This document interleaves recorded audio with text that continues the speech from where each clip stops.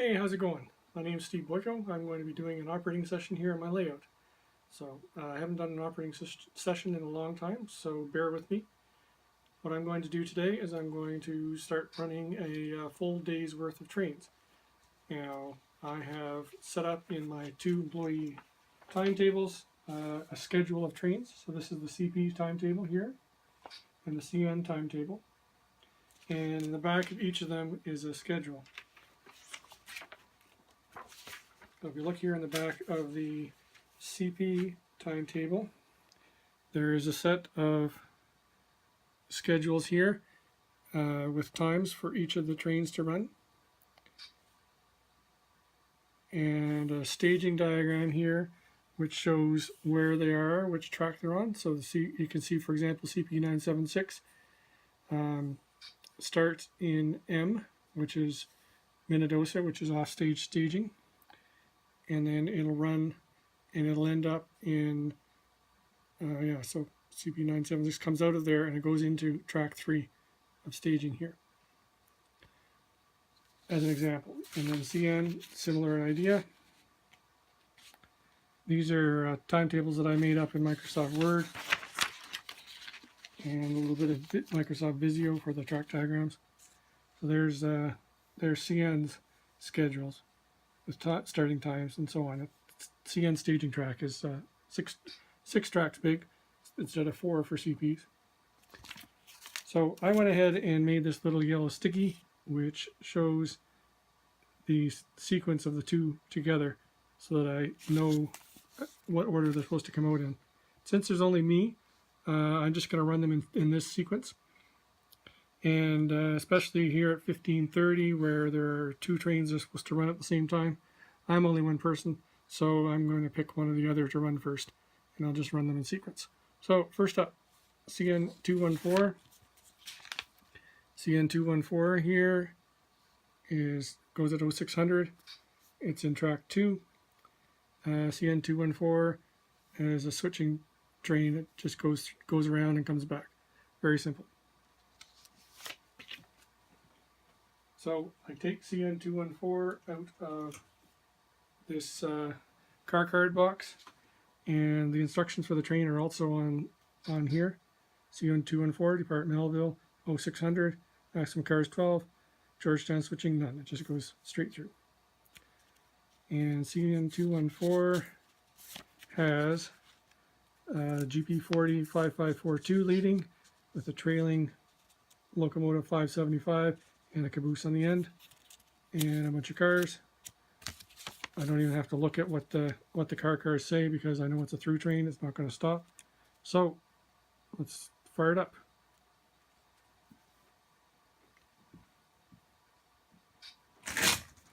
Here's my DCE controller from NCE.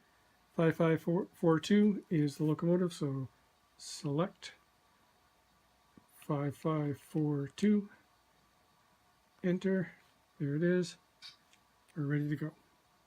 I'm going to dispense with getting train orders or any of that stuff for this, but when I ever do a full operation session again with full paperwork, then you would need a permission to depart with the flimsies and all that sort of thing, but I'm not doing that this time. So time to go. Here's 5542 and 5075 ready to go. I've already lined the switches up so that they can just head out, and time to throttle up.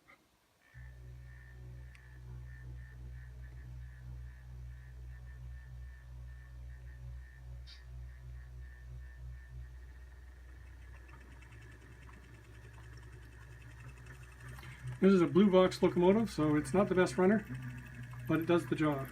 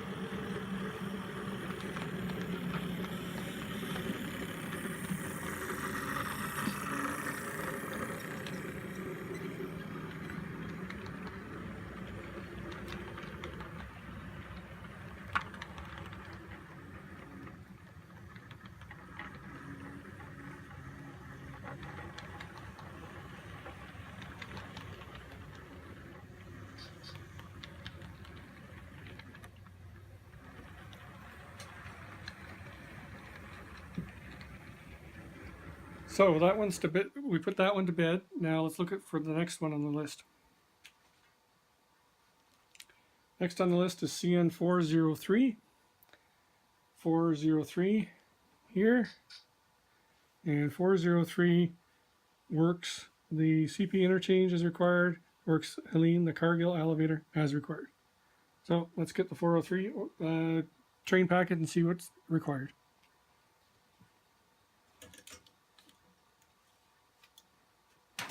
So here's 403. Same instructions on the front. What do we got on the train? We've got a RS-18 3665. That's the one making the noise in the background. The caboose.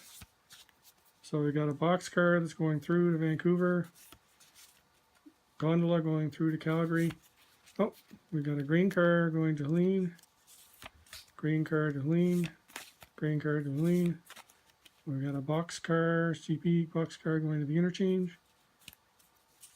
And another hopper going to the interchange. So we've got work at the interchange and at Helene, so we have to stop in both places.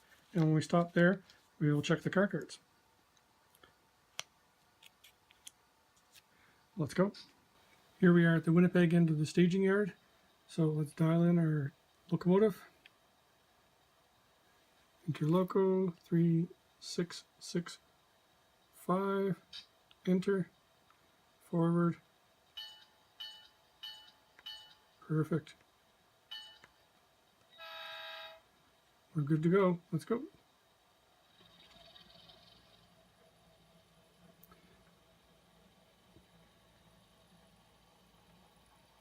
Oh yeah, I should put our headlight on. Perfect.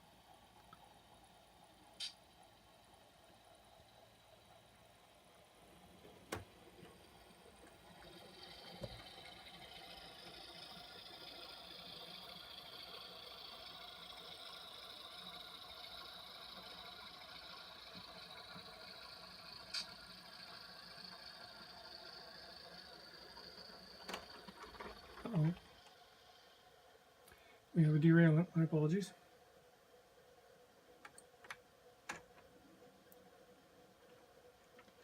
Little 5-fingered help.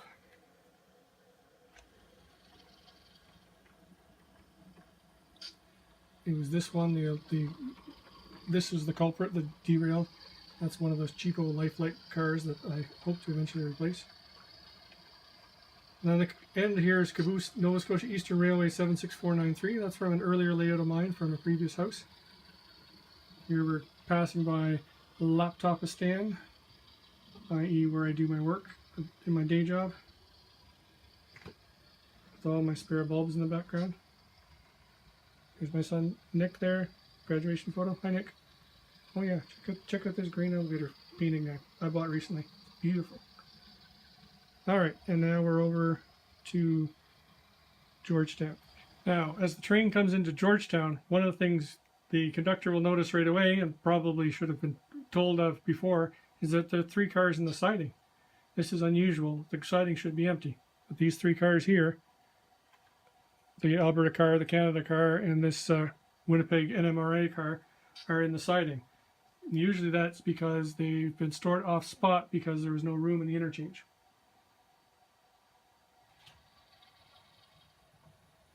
So we're going to have to look at the car cards here in Georgetown to figure out what's going on.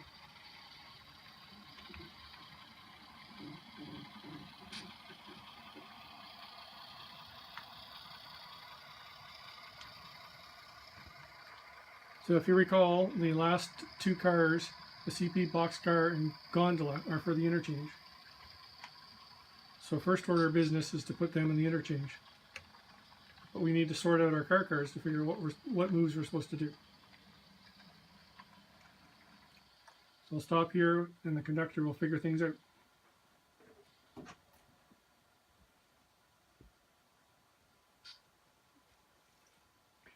You'll also notice here that there are 2 cars in the interchange. You can't see the gondola here, but there's a gondola back behind there. So the boxcar CP165199, I have the car card for it here. It's going to Can Do Winnipeg. and that's on CN. And the reason why is because it's a bad order. There's something wrong with the car. So if we read the little slip that I put in there, it has a low coupler. Both couplers are low, and this is something that's been ongoing for 2 years now. Shows you how often I run my layout. So it has to go for repairs. So it's going to be picked up. And the other gondola, the gondola is CN 161749. It's going east on CN to Winnipeg. So those two are going to get picked up. These car cards are for other CP tracks in the area. So we need to take both of these. Fortunately, both of them are going to Winnipeg. So our train is going to shuffle these cars. And because we're not actually going to Winnipeg, we have to pull them out and we'll leave them in the siding for a Winnipeg bound train. So a couple of orders of business there. We've got to take those two cars out of the interchange. But the other question is, what about these three grain cars?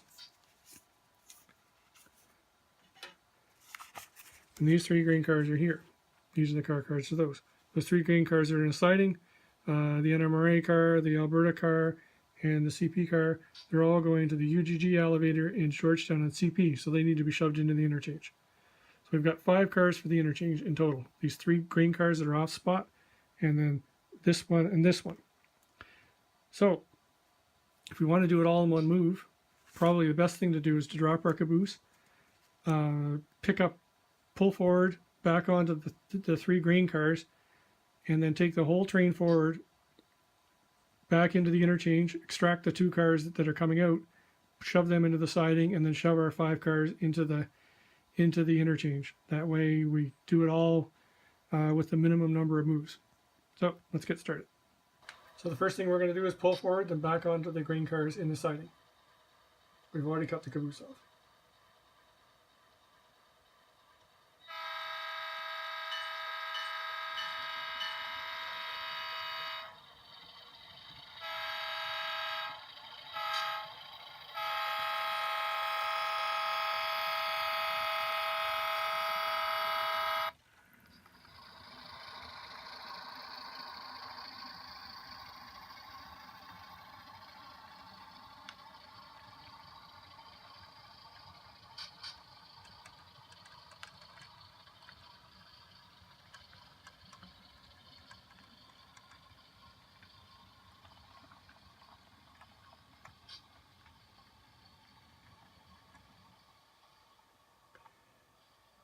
Okay, so the rear end brakeman would have been riding the last car. He hops off here, throws the switch, gives the hand signal to the engineer that it's okay to back up, and gets onto the train, the end of the train, so they can go back.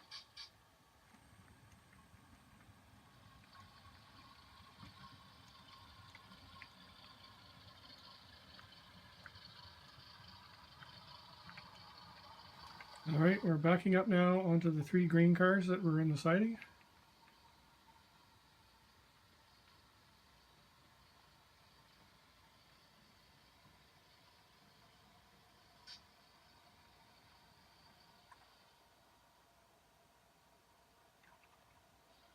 There we go.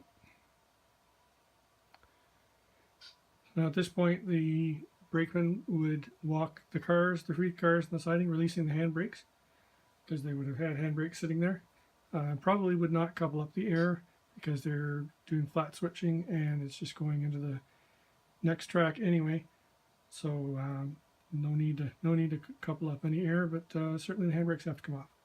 So good to go. Let's move forward. So our next move is to pull ahead of the interchange switch, then throw the switch back into the interchange with our lengthy train and retrieve the 2 cars that are in there.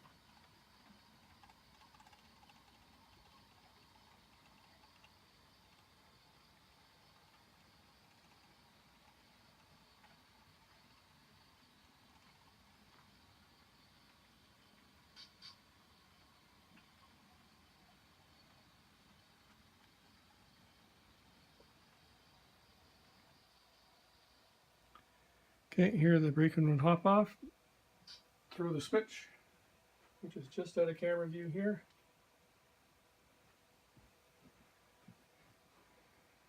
Probably give a radio signal to the engineer because the engineer probably can't see him, and say okay to back up.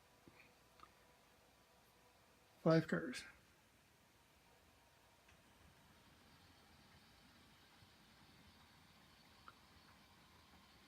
Three cars, 2 cars, 1 car, half a car. Good. They come to a stop, and then the brakeman has to get off and release those handbrakes as well on the 2 cars that were in the interchange. At this point, our train is 1, 2, 3, 4, 5, 6, 7, 8, 9, 10, 11, 12 cars long.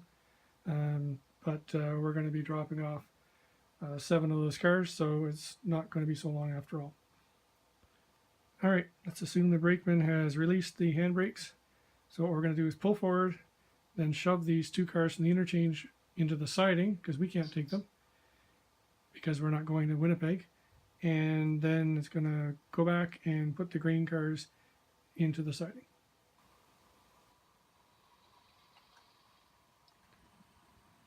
Okay, we've come out of the interchange, thrown the switch back to the siding, and are pushing the 2 cars into the siding.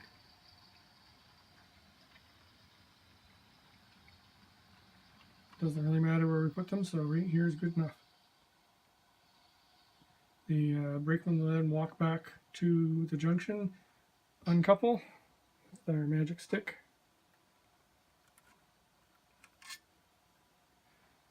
You'll then set the handbrakes for the ones that are staying in the siding.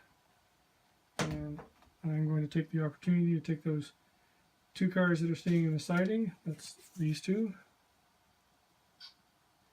They go into the car card box for the siding to indicate that they're there and need to be, that's where they're going to live. Okay, and we'll assume that the brakes have been set. The brakeman will then give the signal for the engineer to go forward just a little bit. Meanwhile, the brakeman will walk over to the switch for the interchange and throw it.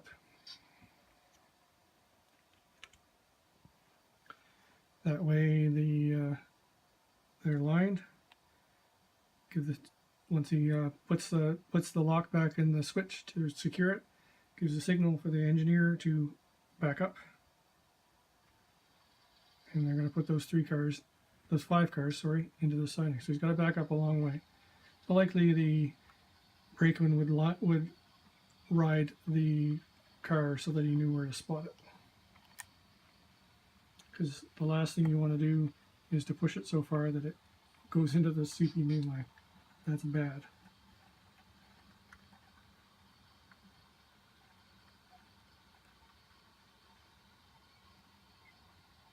So anywhere there is good.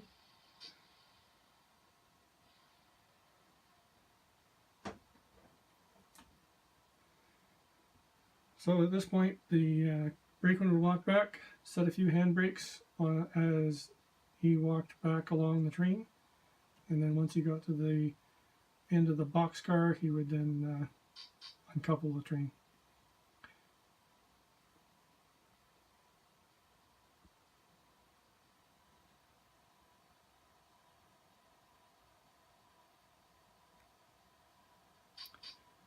So here, these 2 cars would have had air in them because they were a part of the train. So he would have to release that air and uncouple. So he would hold the pin open and tell the engineer that it was okay to go forward.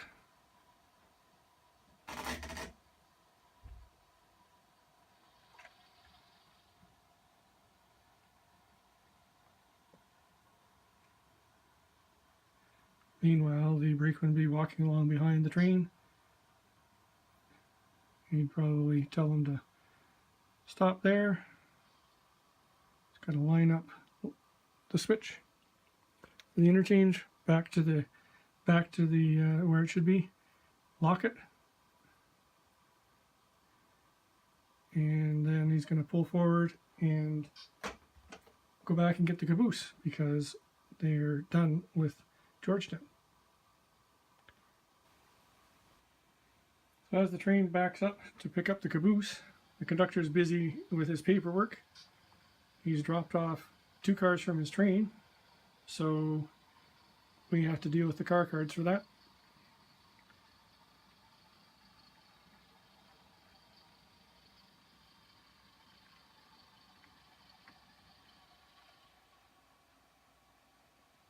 And these are the 2 cars that he's dropped off. So we take out the CP interchange tag because they've been delivered to the interchange. And these are both going east on CP. So that's for CP to deal with, no longer CN's problem. Stick those in the car card box. And we are ready to go here. The train is ready to go on to its next destination, which is Helene. So let's go.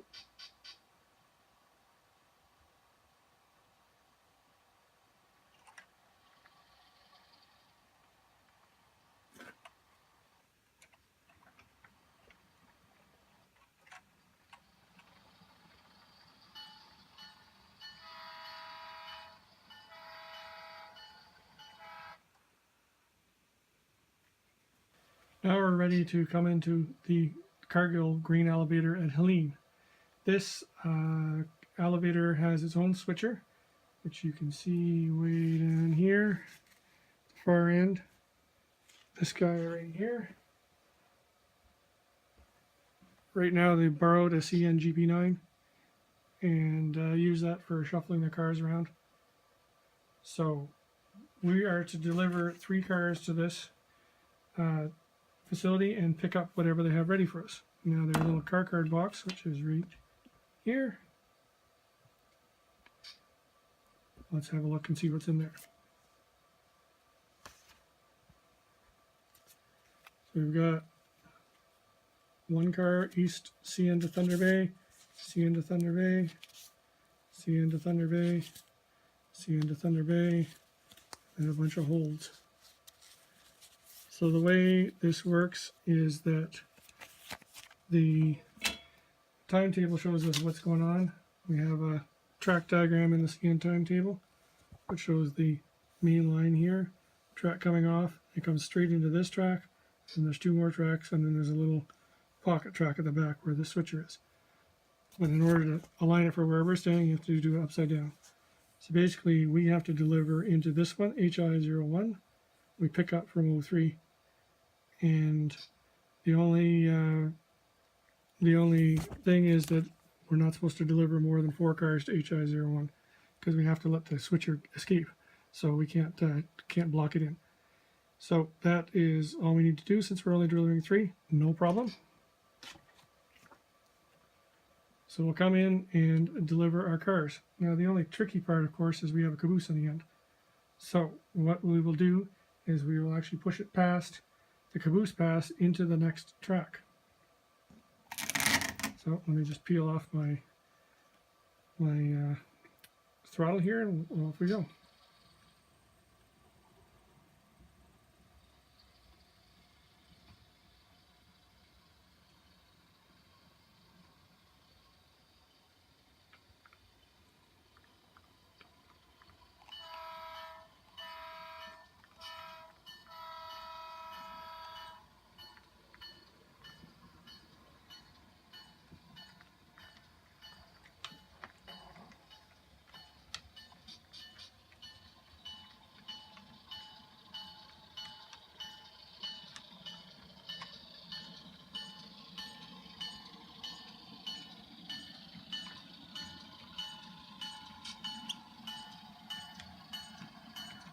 We'll stop here so that we can throw the switch and put our caboose onto the next track behind the ones to be picked up. Switches are thrown. Let's go.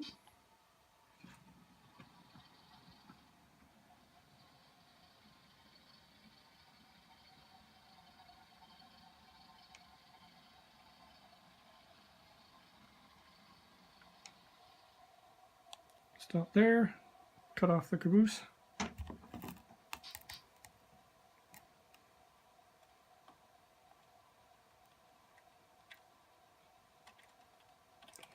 These things work great when they work. There we go. Okay, so caboose is cut off. The brakeman will tell the engineers okay to go ahead. Meanwhile, the brakeman will walk along behind and reline the switches.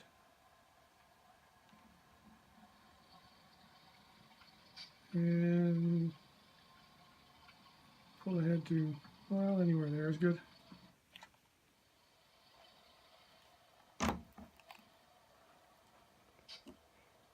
This switch has to be thrown so that they can back up onto the caboose. The other one doesn't have to be thrown because they're not going to use it.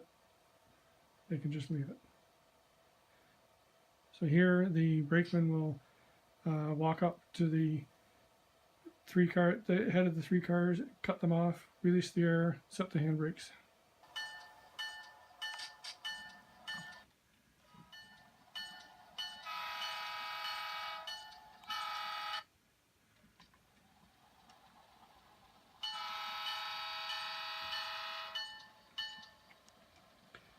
So here we've dropped our train off. Now we're just picking up the loads. Brakeman will line the switch. Put the lock through it to secure it. Tell the engineer it's good to back up. 2 cars.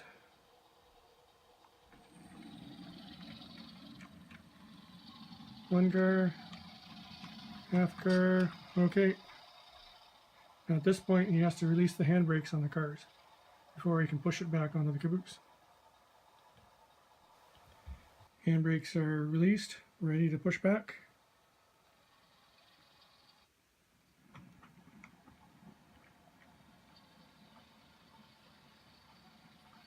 Stop there. Alright, now at this point it's going to be a lengthy stop because we've got to couple up all the air hoses. And we're going to charge the train full of air because these 4 cars that have been sitting there did not have any air in them. So it's got to pump up the whole train again. It's only 6 cars and a caboose, that's not so bad. And then they've got to do a full brake test because these cars have been added to the train. So that would take several minutes for sure to do that, especially with the brakeman having to walk up and down and inspect the cars that they just picked up before they can pull them. During this time, the conductor will do the paperwork to add these cars to the train and mark off the cars that have been dropped off. Now at this point, the train is put together and ready to roll. It has all of its cars on, so right now we did the Georgetown switching. The work Helene is required. This is all we have to do on the layout. We have the locomotive and caboose. We have the boxcar. These guys are going west. So these 3 we just picked up, or 4 we picked up, are going east, see into Thunder Bay. But we have no place to store them off spot, so we're going to haul them to Melville, and then they'll have to get on a train to go back east when they're switched out at Melville. So we're done. It's time to go. That little ripping sound you hear is the throttle coming off the Velcro. I have Velcro on the back so they can attach to the layout fascia.